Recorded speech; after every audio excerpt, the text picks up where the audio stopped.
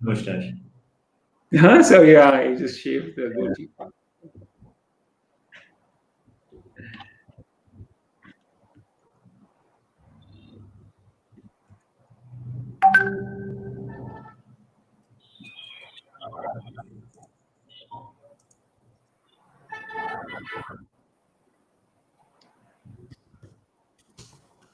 All right. A very good evening to all of you joining in for the webinar today. As all of you know, we've already hit the weekend, and Startup India is here again with an interesting webinar for you, with a very interesting panel with us today. Today's topic of discussion is going to revolve around how COVID-19 will impact mobility trends. And to talk about that, we have three amazing co-founders belonging to the Indian entrepreneurial system. We have with us Mr. Amit Gupta, co-founder and CEO of Yulu. I'm sure many of you must have seen those interesting looking blue bikes around Delhi metro stations and around the Delhi NCR region. The courtesy of that goes to Mr. Amit Gupta over here. Yulu started off as an initiative to reduce traffic congestion and pollution in Indian cities and is also now redefining urban mobility across the country, not to forget micromobility. Welcome, Amit. Happy to have you with us today. Looking forward to an interesting conversation with you. Thank you, Saraj. We also have with us Mr. Chetan Meni, co-founder and vice chairman, Sun Mobility. For all of you who do not know, Chetan here started his journey in the space of EV about 30 years ago when he was part of University of Michigan's solar car race, and his team stood first. Ever since then, he has been part of EV and, willingly wanting to bring EV to the people. Very welcome, a warm welcome to you, Chetan. Happy to have you on board. Thanks, Sarah. Sun Mobility is the vision of Sun Mobility is to create a universal network of interoperable energy infrastructure to accelerate mass adoption of electric mobility. We also have with us Mr. Tarun Mehta, co-founder and CEO of Ather Energy. Ather Energy recently came up with its bespoke product, the Ather 450 and 450X a couple of years ago. For all of you who do not know, these are two of the most prominent two-wheeler electric scooters that we have in India today. It also has established electric vehicle charging infrastructure called the Ather Grid. Happy to have you, Tarun, with us today. Looking forward to an interesting discussion with you. Thank you. Look forward. All right.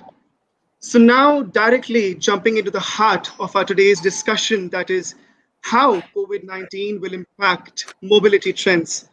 My question to all of you here is, what will transportation look like in a post-COVID India?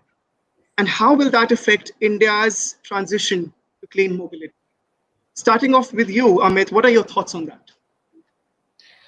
So one thing COVID has done, I would say there's an appreciation for sustainable mobility.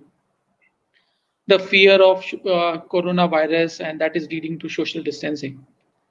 And what we believe is this is unprecedented time for all of us. Typically, habit formation takes tens of years, but now everything is happening in a matter of few months, and people are much more mindful of their safety, and they're also much more mindful for the environment. And these two major things are impacting our behavior dramatically. I personally feel that this is a time for electric mobility to get accelerated at 10x pace than what we have been seeing and talking about. Right. Thank you so much for your input, Amit. Tarun, what is your take on this? How do you think this will affect India's transition to clean mobility? Yeah, Amit took all my points, so I completely agree. I think, especially in urban areas, there's definitely an increased interest for sustainable mobility.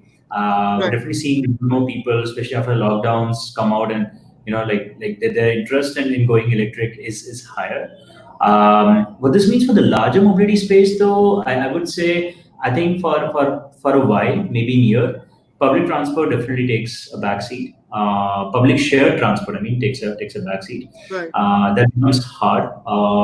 It's the number of people moving in that will definitely come down, and I think we'll definitely see a significant spike for all forms of Um, I want to say personal transport, but I would also include the solutions that Amit has. As long as it's you you on the vehicle, you're not sharing it on during the ride. I think all those forms of vehicle transport Right. will take minutes. I think we'll also see a second order effect, which is a definite increase in second-hand sales of vehicles.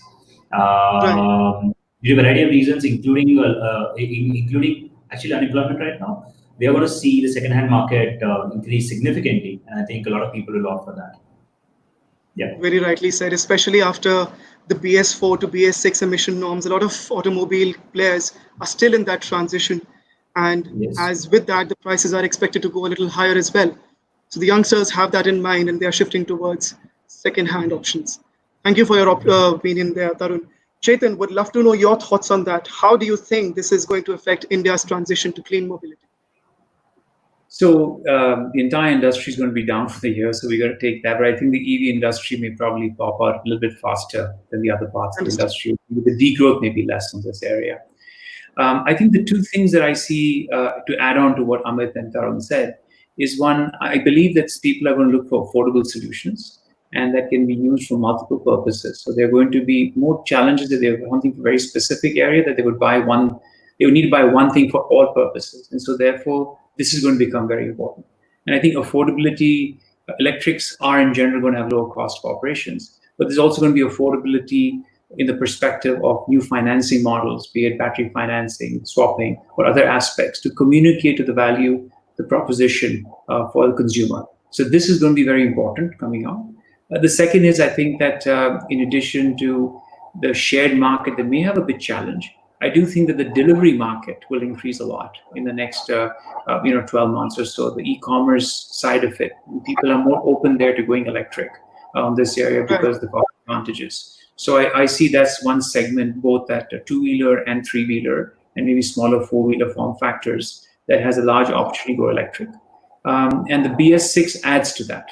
You're seeing in small four-wheeler delivery, prices have gone up by over ₹1,00,000 with BS6, and probably with three-wheelers, maybe around 20%, 25%.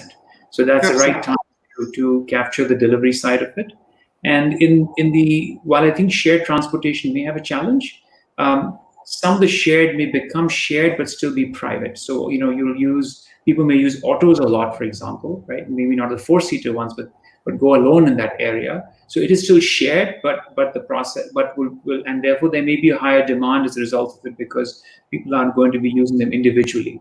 So there's a possibility there also. I can see a growth post-COVID. Absolutely.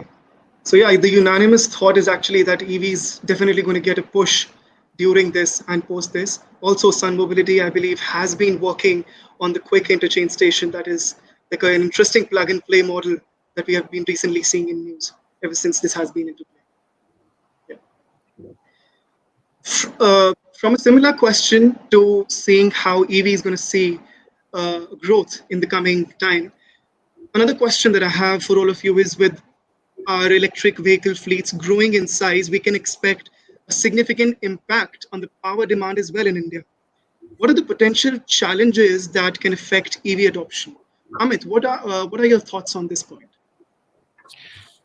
So I think if I look at the larger story of the energy in India, for a very long time, solar was not in picture, but now solar energy and basically the unconventional method of energy production is now Right. mainstream topic. We also know that the energy being produced from solar energy is cheaper than the same one from thermal. And we have been blessed with a lot of sun, and I'm sure that Chetan will add a lot of colors to that particular topic. But I think that India should not have problem of energy. And as we are seeing the shift happening from petrol-driven or diesel-driven vehicles to solar, or sorry for saying that, but it will be primarily driven through solar, and we have enough and more sunlight and the capacity which we can deploy easily. Even today, I think we opened, I think probably the world largest solar energy station in India, and this is just probably a beginning. So I feel very confident about not getting into this delta or gap on the energy front for sure. Right. Chetan, as your counterpart has very rightly mentioned, you quite have a lot to add to this. What is your take to that? First, let's talk about the perspective of how much energy it adds to the grid. We add around 6 million air conditioners every year, and probably each air Right. conditioner takes the same amount of energy as almost a car doing 50 kilometers a day, or maybe 5 bikes or something, or 4 bikes. So, first of all, it's in the noise if you look at the mount on this area, right? So, I think that's very important to put a perspective to what we anyway add with TVs and especially air conditioners, I would say. I think the second point is to look at the fact that India is looking by 2022 to add 175 gigawatts of renewable energy. If every vehicle in 2022 was electric, we would need Right. around 25 gigawatts of energy, 30. So maybe just 25% of that. And if you were to fast forward to 2030, when India had earlier said a vision of going all electric by then, and if every vehicle is electric, assume there'll be around 350 million vehicles on our roads on this area, two-wheelers, three-wheelers all put together, we would need probably around 300 gigawatts of renewable energy, and we're targeting 575.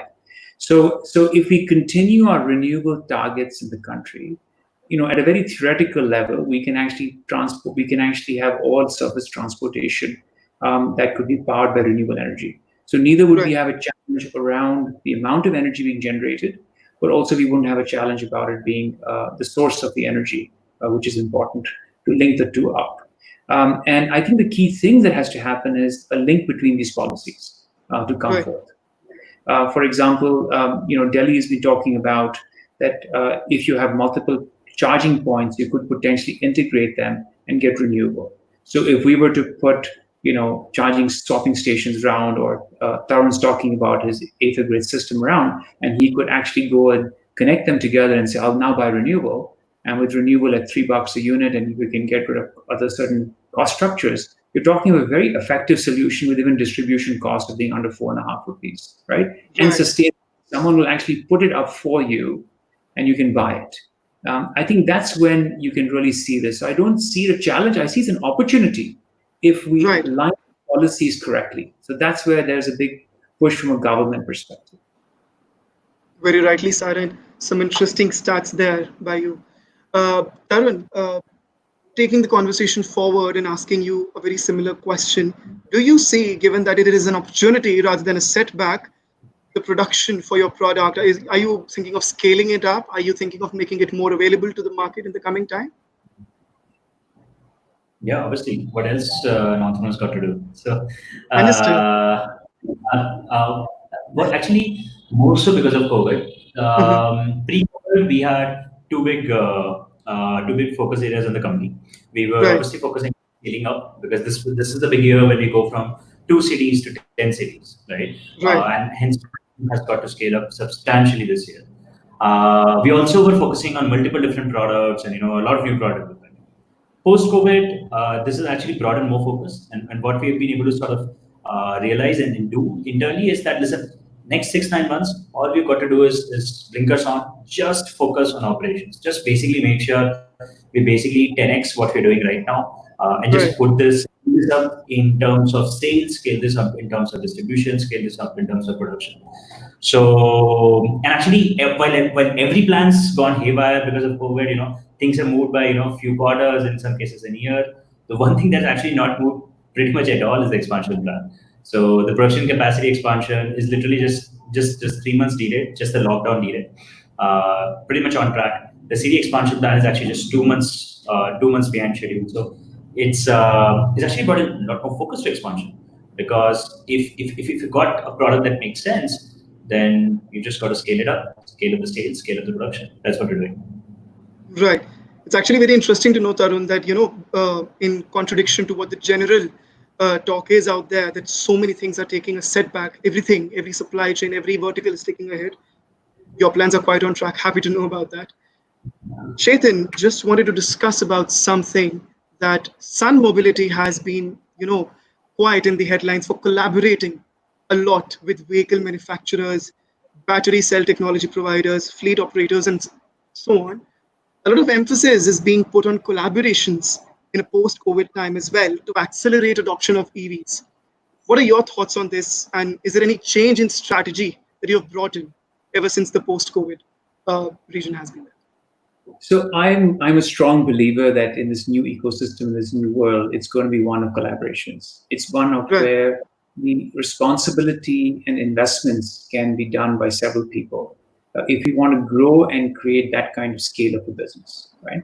And so from our perspective, tier ones, the role of OEMs, the role of companies like us that provide infrastructure solutions, right? The role of fleets, both private and public, like Yulu and others who would come in this area, and then the role of energy providers like our partnership with IOCL to create infrastructure at scale, right? Exactly. And then the role of cities, how they can be an enabler on this area. So I think it makes even more sense post lockdown, because what you want to do is companies don't have that kind of money that they want to do. They can't do everything. So if they focus on what they're good at and partner with the best in the others, then I think this post COVID may be a even better time of creating these partnerships, where sometimes people thought them as competition. I think they are opportunities to make a larger play. We are at very, very nascent numbers, right? We are 0.1, 0.3% of the market, right? If this market is going to grow 10, 15, 30 to 30% of all IC engine in the next few years, it's huge for everyone. Everyone will grow with it. And I think we need to understand that it's a much bigger play and the value of all coming together is going to be much bigger. We all may have smaller pieces of the pie, but the pie is going to be 10 times bigger. And I'm sure the piece will Right. also be bigger. Right. Very well said. Collaboration is the way to go when expansion is the key. Uh, we have also encountered that, or this general talk that has been around, that sales of traditional petrol and diesel powered automobiles, that is ICE based automobiles, is expected to remain subdued in the current fiscal year. However, that sort of gives an opportunity, as well as for the creator and the buyer, to pay a little bit more attention to the alternatives and see how they can be beneficial in the coming times. Talking about collaboration, talking about innovation, micromobility has been the buzzword lately, and YOLO is something that is, that has expertise through its product in micromobility. The question is to you, Amit: what are the challenges in getting mass adoption of micromobility in India? Sure. So to start with, I'll tell you what has helped us so far. And then Right. if you have fast track that adoption, what all things needs to be done. Uh, Even through COVID, we saw good adoption of services like Yulu into big cities, which has started to have a very strong public transportation. So as we know that our cities are modernizing public transportation with metro services, but one thing which was remain unaddressed was this last mile and the first mile, and that's where we see advent of e-rickshaws coming. They are solving some needs, and then Right. self-driven two-wheeler options like Yulu service. So we have been able to connect the metro stations in Delhi, in Bangalore, and suburban railway system in Mumbai area with our micro mobility service, and they being very efficient and affordable and scalable, and also the clean aspect is an important as well. We actually have got a good product market fit for that particular problem, and we Right. think that this itself is a large market. And if you look at the numbers, so cities like Delhi, Bombay, and Bangalore put together, we have close to $10 billion opportunity in the form of number of people who are traveling by metro, suburban railway, or buses. And if they Right. take one trip each per day, it's a massive opportunity itself. But now let's talk about the world in the COVID scenario, where people were afraid of getting into any group mobility because of the contamination from the virus. So they were okay being on a single bike and alone, and they know that they'll be safe. Other thing we saw that when Bangalore was unopened sometime in May, only 5 to 10% people were on the ground, doing something on the road. We saw our numbers recovering to around 55 to 60%. And the reason was that people who were earlier traveling in metro or buses or auto rickshaws or taxis, they basically started preferring services Right. like they found very high safety. Now, is that the steady state phenomena? Answer is no. I think we have a bigger opportunity out there. And one of the big thing what we believe is the dedicated infrastructure. So if you look at the case studies in China, or for that matter, recent market of London, they basically created dedicated lane for these kinds of vehicle to happen, and that Right. actually 10x more amount of people, and they were feeling safe, and they thought that they will be much more efficient if they are being on the road. We have been advocating about dedicated infrastructure quite a lot with the cities and also at the central government level. In fact, there's some certain advisories in place through Smart City Mission, and we think that if not right now, it will happen for sure. We have Right. seen in India, the infrastructure always comes after huge demand in place. We know that there's a junction where there's a traffic jam, and they'll think about putting up a flyover, or there's some area where they're already crowded, they'll think about extension of metro. Same thing will happen in Right. our case, and I'm now seeing signs of that happening. The second thing, which has been a kind of resistance in our growth, is around the financing. So what happens if, let's say, as a fleet operator, I want to use Activa? A bank knows how to value that, the life of the vehicle and after sales market. But in the case of an EV, they don't understand that what are we getting into.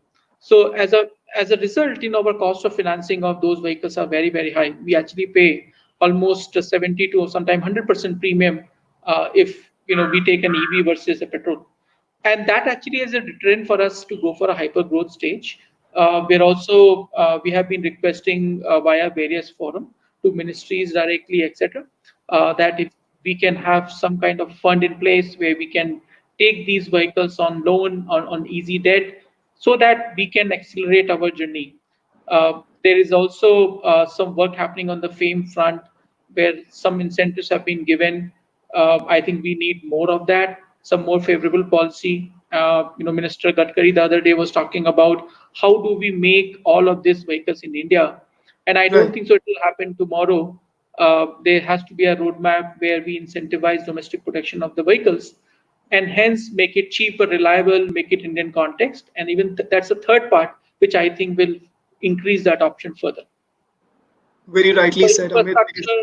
Because yeah, financial products which can favor products like us, and last and not the least, incentives for manufacturers, OEMs, to right. fast track all of this. Yeah. Absolutely. Very rightly said that infrastructure plays quite an important role because even if we see the global trend here, 33% of all EV sales happen across those 14 global states where this charging infrastructure, the legal and the buyer seller infrastructure is already very strong. So rather than directly hopping on to the solution, I think this has to be built before. Yeah. Um, from from micro mobility to mass production, and now coming to electric two-wheelers. When Aether Energy launched, I believe, their electric model scooters about 2 years ago, if I'm not wrong, the path to profit has been Yeah, slightly unclear. June. Yeah, yeah. Tarun, here I would just like to know about your journey instead. How has it's been like, since the product has been into the market? What has been the behavior of the people towards adopting the product, keeping aside the conventional methods and opting for the Ether 450 and 450X, and especially in terms of financial backing as well? So I think the biggest shock to us was okay, let's have context. We followed what you could easily describe as a Tesla strategy, right? We said let's Yeah, build a premium product, and we said we'll sell this in a place like Bangalore first, and then it's only obviously going to appeal only to the top end of the market and a certain kind of an audience. So we did all this good work of painting customer profiles, talking about segments that we will appeal to, and once the pre-orders and the actual sales started happening, a lot of that actually went out of the window. The typical customer profile that we had in mind, I would say, is no more than maybe 25% of actual customers.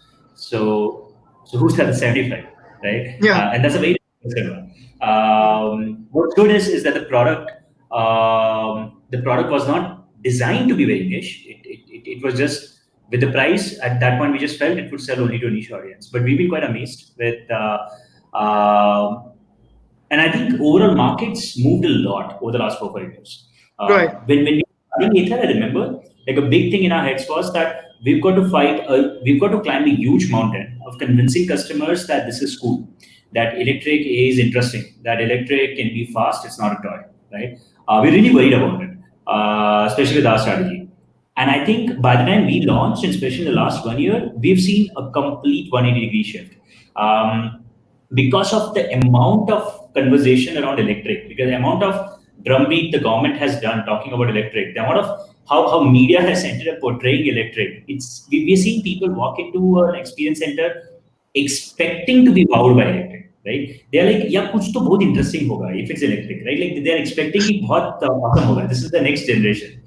Right. And you're trying to make sure that what you're selling is still keeping up with the expectations. So this is very True. helpful, and I think customer mindset has changed 180 degrees in the last 2-3 years.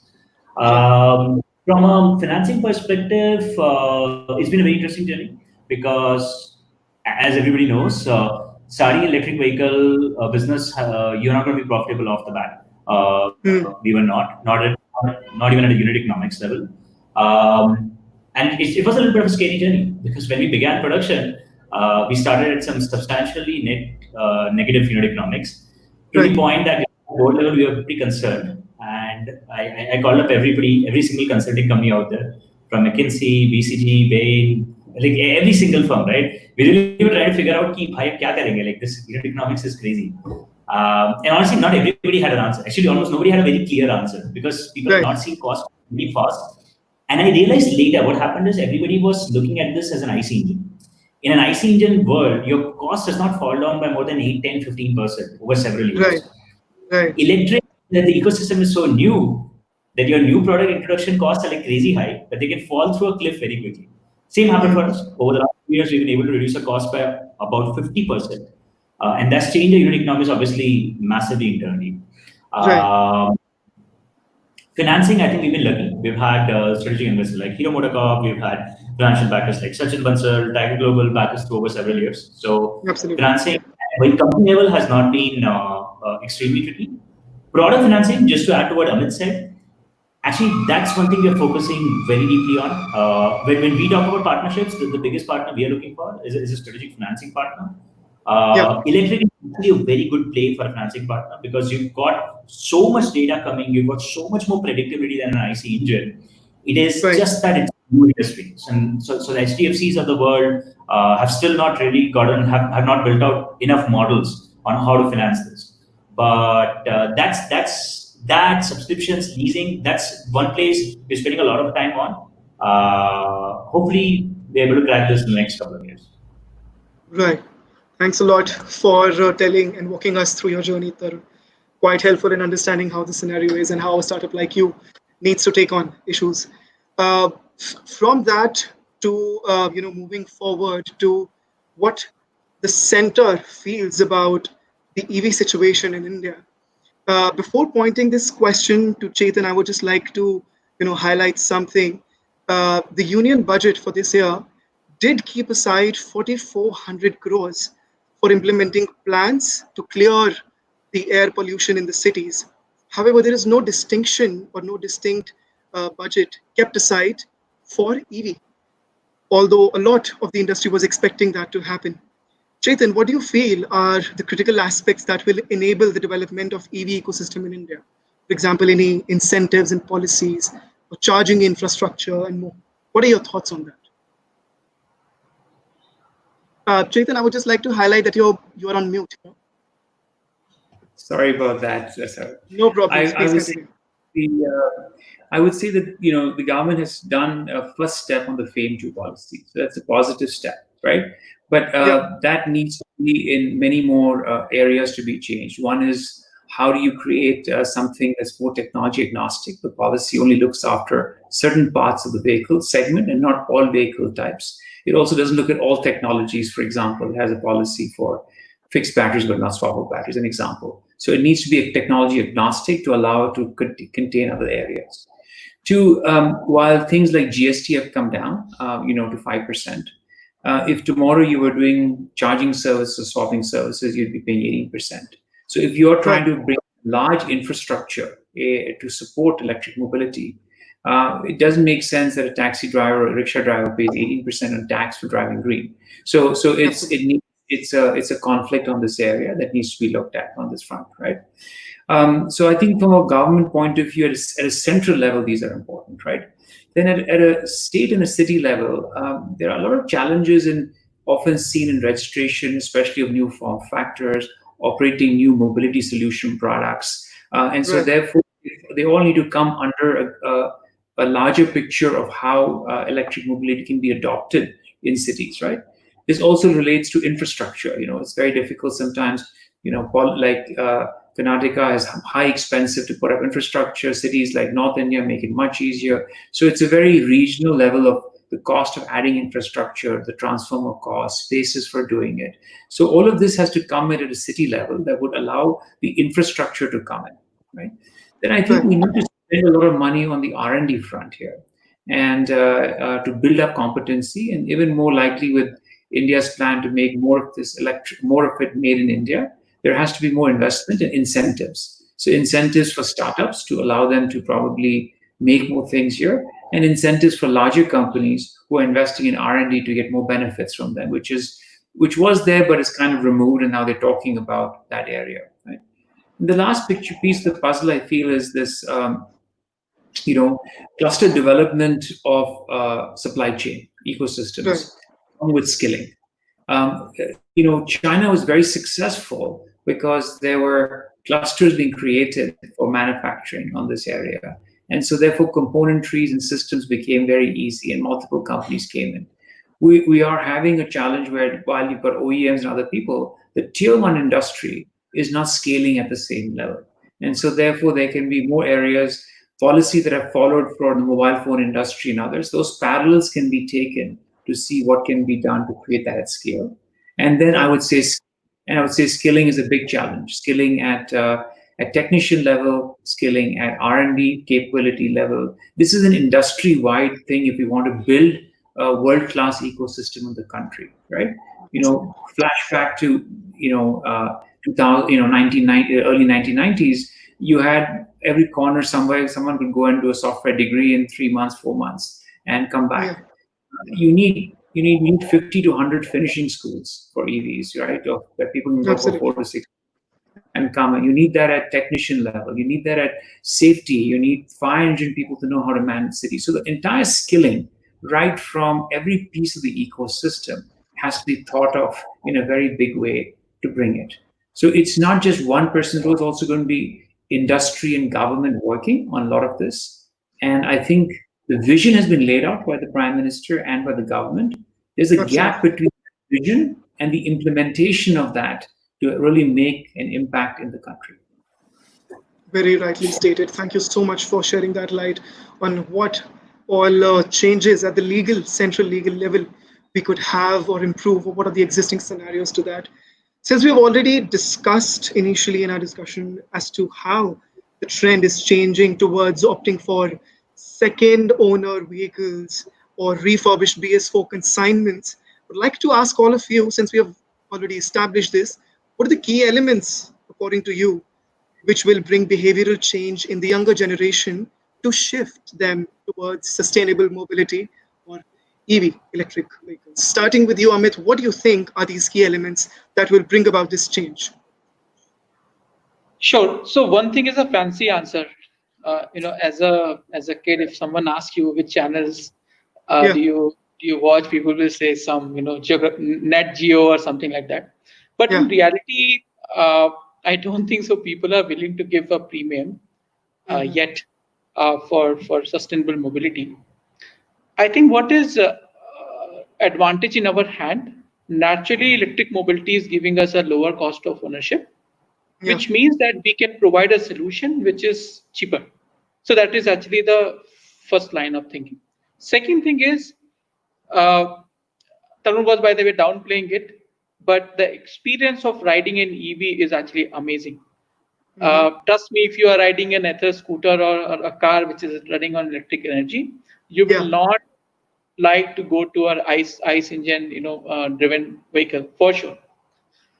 So what I think is, if we have a way for these younger generation to get a taste of EV, they will start to develop the taste for going electric. and this will not happen in short course of time. Maybe shared mobility services like Yulu will give first an example of how this is EV feels, and they will be encouraged to buy an Ether scooter or some other scooter on their own. They feel like owning one, and I think this will be seen as a roadmap. Uh, from our perspective, wherever there's a commercial deployment, it makes sense for us to go EV. And as Chetan was also mentioning, be it passenger mobility, but also in the e-commerce area, it will be very, very quick adoption of EV. And I think once we set it up the base, then personal mobility side will just ride on top of it. It will be a good momentum built up by players like us, and suddenly everything will look electric. That's my view on that. Right. What are your thoughts, Tarun, on downplaying the riding experience of an EV? Yeah, why would I downplay the experience? So I think I agree with Amit. There are two reasons why electric can win. First is obviously cost. Cost is the ultimate reason, and why EVs will absolutely dominate the market at scale is because the unit economics, and the operating cost, and the total cost of ownership of an electric vehicle is just going to be better, hands down. The industry is still evolving, so it's not obvious. Math is not obvious, but to us who are building this and we see the trends, to us it's fairly obvious, right? Like jack up the same production 10 times, start buying things at a higher rate, the economics changes so much. But to your point about the younger generation and the starting point may or may not be unit economics for a lot of private personal mobility. I think there the trump card that electric has, as Amit said, is a scooter, right? So let's tell people what they want to buy, and unfortunately, not many people actually want to buy sustainable mobility, right? You sell them sustainable mobility, but they don't want to buy sustainable mobility. But almost everybody, luckily, we are in a country where almost everybody would want to buy something cool, something sexy, and but just the sheer novelty factor, just the sheer ride quality factor, wins that battle hands down.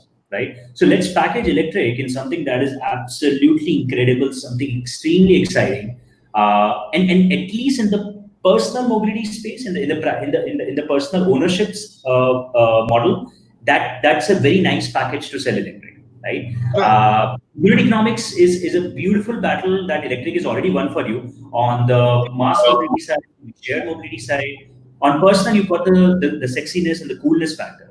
Sell that, and then I think that's an easy way to sort of start the entire cycle here.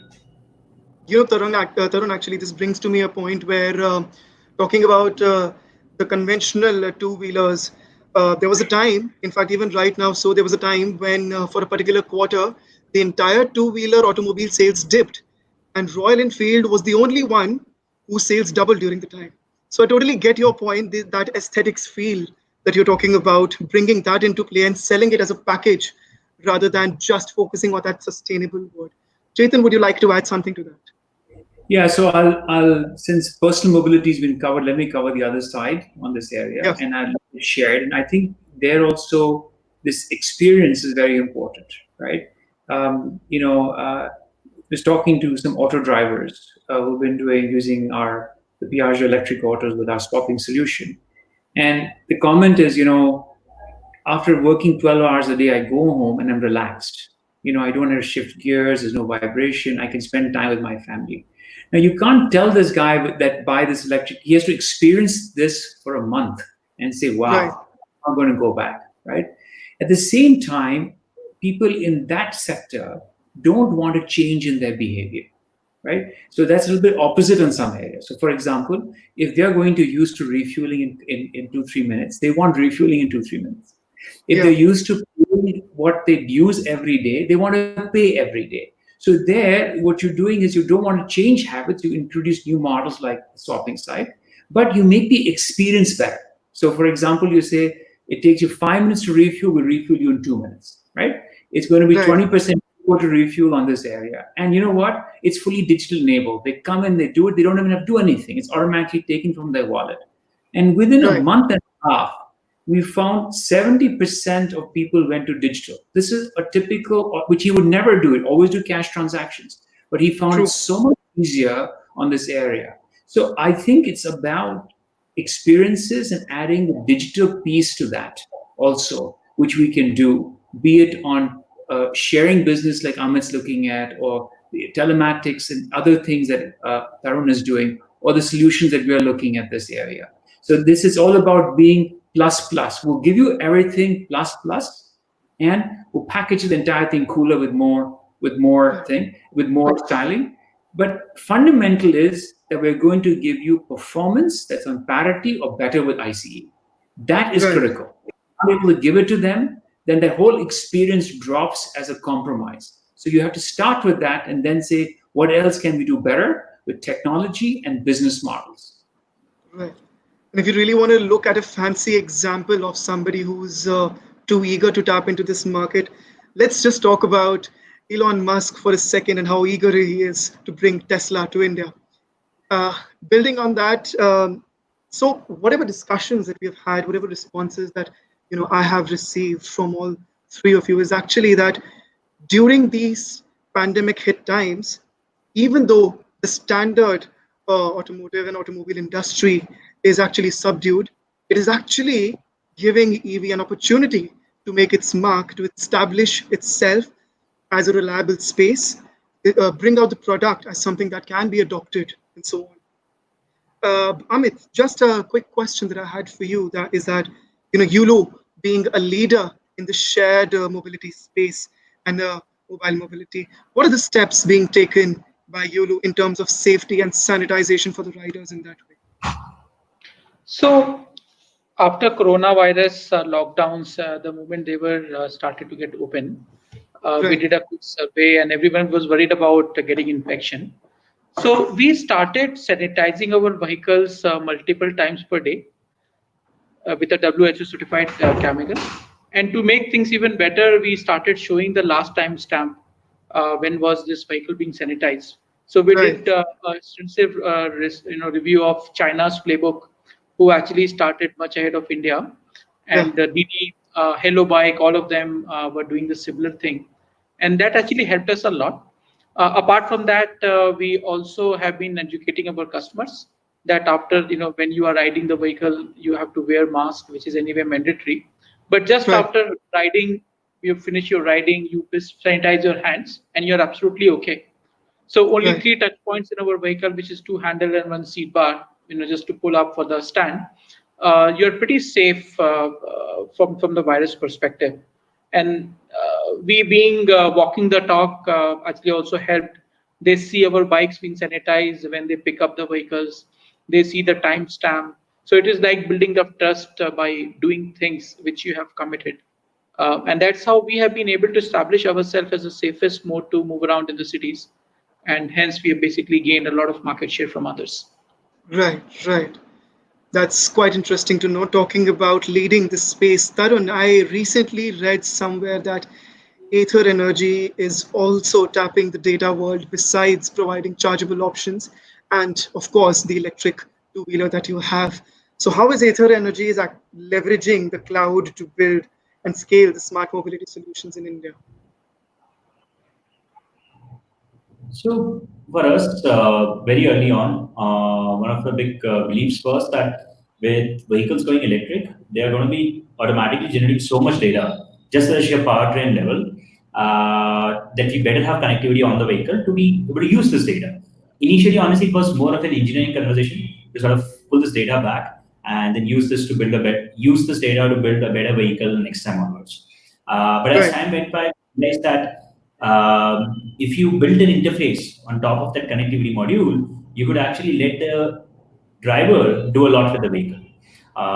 So the first thing that we came up with was navigation, because as all of us know who have driven two-wheelers on the road, almost all of us end up using Google Maps, and usually on our phones. So that's where it came in. And then it went to having more customizable modes. And once you had that, and you had connectivity, you had a 3G SIM card built on the vehicle, and you had the entire vehicle on a CAN bus pulling gigabytes of data every month. We realized that we now need a full-blown infrastructure for this data. So came partnership with Google, GCP, We set up a data pipeline. We set up a lot of analytics on our side.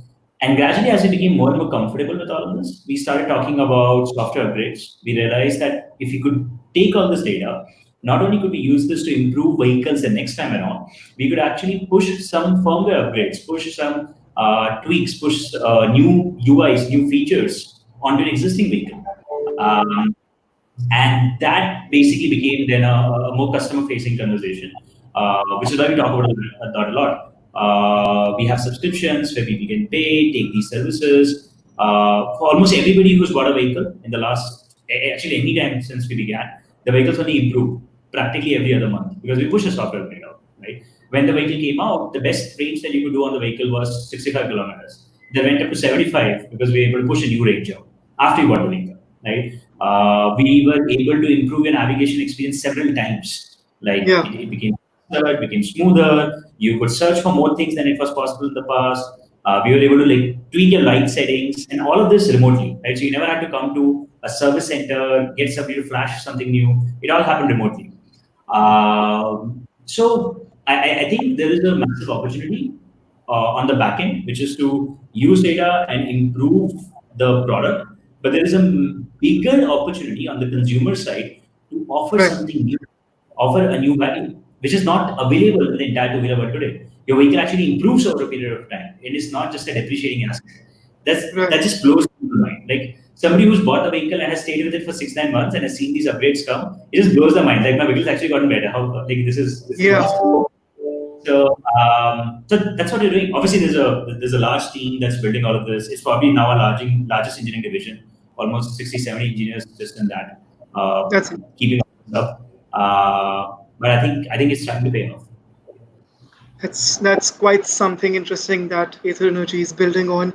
An interesting solution that that Chetan, you also have been working on. Sun Mobility has been working on is the quick interchange station for charging batteries and a plug-and-play model to just pick up a charged battery and take it forward and carry on with your daily ride. Just wanted to you to talk about it a little for our audience because that's something that I found quite interesting about Sun Mobility.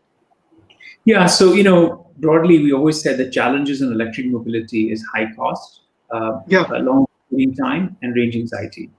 Removing the batteries from vehicles makes electric vehicles cost neutral. Stopping in a couple of minutes, address range anxiety and long refueling time on a pay-as-you-go model. So the whole concept is creating battery as a service. And our idea was that create one solution for all 2- and 3-wheelers in India, right? Where you could use one for a 2-wheeler, 2 for a small e-rickshaw, 3 for maybe a larger vehicle, and have this common platform, open architecture platform. And to enable this to happen, we needed to develop a technology platform of our smart batteries that are highly interchangeable. They are always online. They're IoT connected. Our stations that would generate at a speed similar to gas pumps. So we're able to do swapping, and a person can come in and they can a station can do 200 swaps a day, right? And That's so quite if you're taking say 200 2-wheelers and saying one station can do 200 swaps, almost similar to what a gas pump does in a day, right? So you're creating infrastructure at scale on this area. And these stations are thermally managed. They also have edge computing. They upload the data, they analyze it, send it to the cloud, right? And you have it.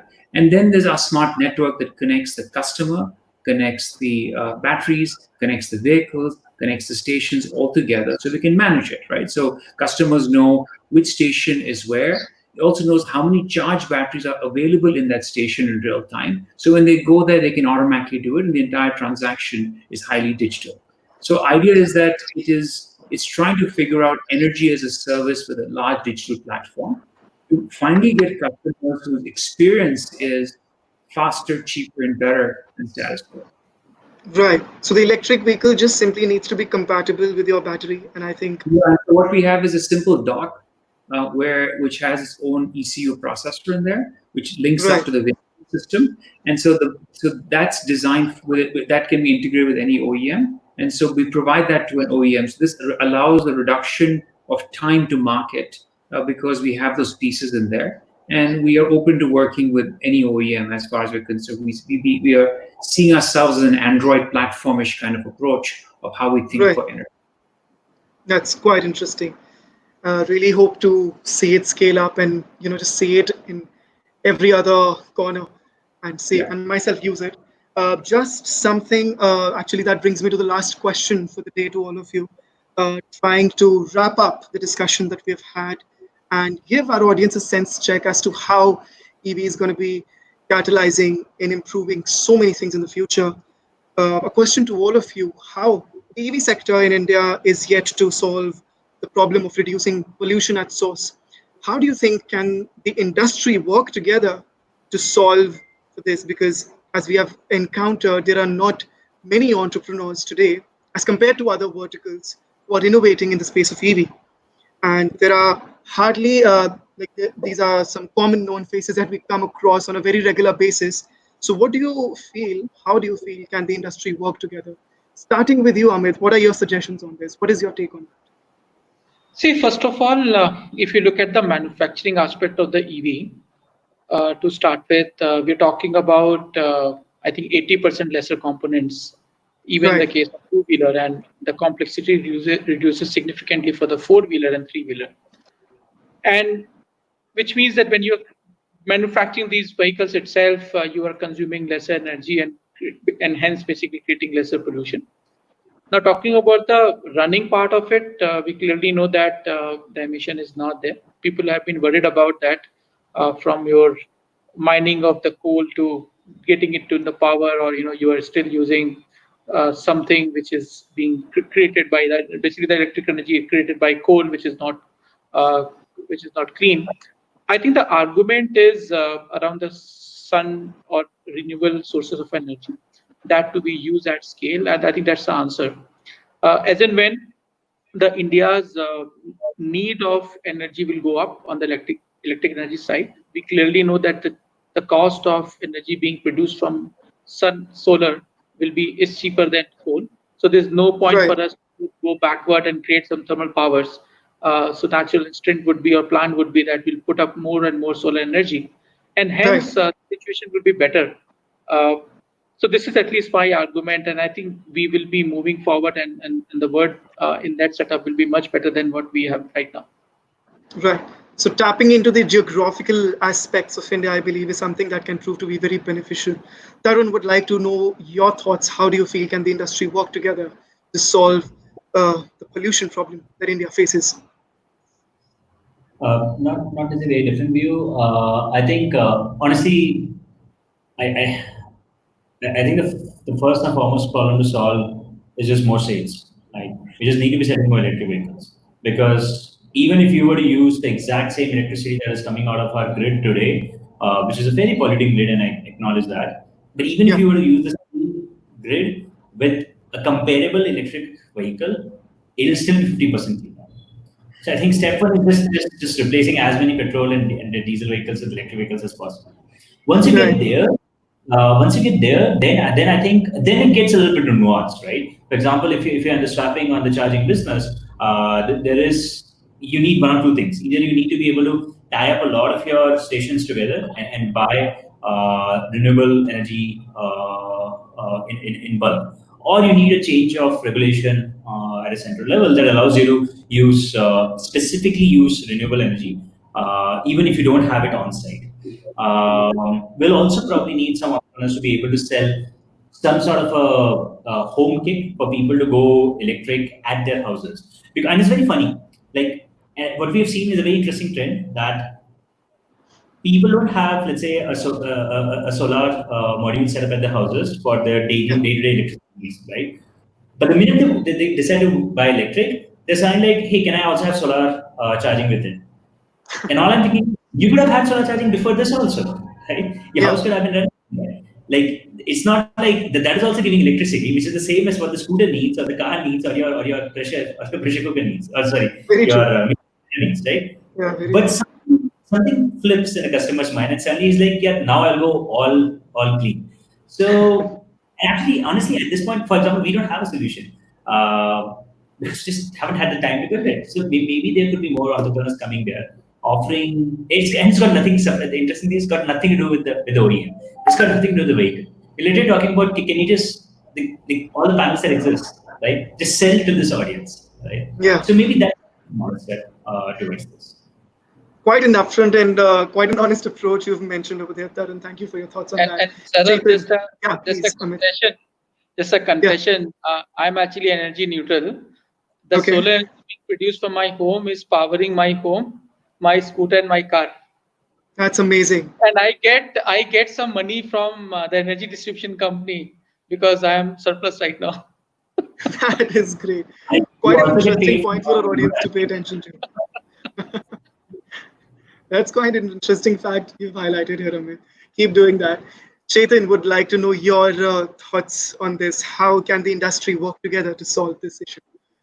Yeah, I've always been a big proponent of renewable energy, and I think Amit and Tarun have covered several of those points. I won't repeat them, but I think that I'm going back to my experiences, in early 2000s when I was selling Revas in UK, and 95% of our customers would opt for buying renewable energy, and it was easy for them to make that decision. So I think that when customers are given a choice, they will go that direction on this area. Can we really have the true buying and selling of energy, which is policy changes of the government to enable? And if we do, then those choices will people say, I would like to buy this, and then energy providers will supply that. So if we can, with the level of digitization we have today, with the level that new electrics are all also going to be connected, with the idea that new net metering is coming in, both from a renewable point of view as well as how it's being used, there are opportunities to probably open this up to allow that. That would be one part on the renewable side. The other part is I've been on a thing of the reason I got into Sun Mobility and what we were doing is I felt that it's very important to conserve resources. So, for example, when you look at a battery swapping business, the largest percentage of the cost is the battery in a vehicle. Right. When you do battery swapping, you reduce the size of the battery, sometimes to even half or less than you typically need, because you can swap it multiple times and you address range anxiety from that area. The second thing is because you can manage it better, you're probably using batteries that last you longer. So instead of them lasting you, say, 1,000 or 1,500 cycles, you can like them lasting 4,000 plus cycles. So you can get a 3x improvement on life. You get a 2x improvement on your asset on the size. So you get a 6x improvement on this area. Then, if you were to use it for personal mobility as it is today, or even for others, it's not being used most of the time. So right now what we do is you're sharing your battery. So you're doing the Airbnb or anything else of system. You're sharing your battery with other people, right? Because so battery today gets, for our case, used sometimes 3 times a day, sometimes more. Where typically a battery may not even be used once completely by one user, right? So that allows you to reduce resources, right? And then after that, what would happen after a few years? Because you are looking at the batteries, they own the ecosystem. After 5 years of utilization, you have a second life in renewable, where it can be used for storage, because it's separate from the vehicle. So this allows you to take the most expensive part of a vehicle and then reduce the amount by almost 10 times less by utilization. And that means that lithium per vehicle is reduced over its life cycle. I think that's very important as we think of scaling a business very hard, is very long, is that how do we use efficiently the resources? And that could be another big driver. Right. Thanks a lot. That was actually quite detailed and quite a detailed input as to how, collectively as an industry, as you said, all of the players coming together can pitch in their bit and make this bit happen, just like Sun Mobility, Yulu, and Ather have been doing their bit. Once again, thank you very much to all 3 of you for sharing your valuable time with us. I really hope that the questions that we had for you did justice to your knowledge and to what you wanted to disseminate to the audience today. I would like to thank the audience for joining us today. I hope we were able to shed some light as to how, even during these adverse times, EV is one sector to look up to, and something that should not stop in this vertical is innovation and adoption of electric vehicles. Once again, thank you so much, Amit. Thank you, Tarun. Thank you, Chetan, for your time. Hope to speak soon on a similar day on something similar. All the best to you for your future endeavors as well. Bye-bye. Thank you so much.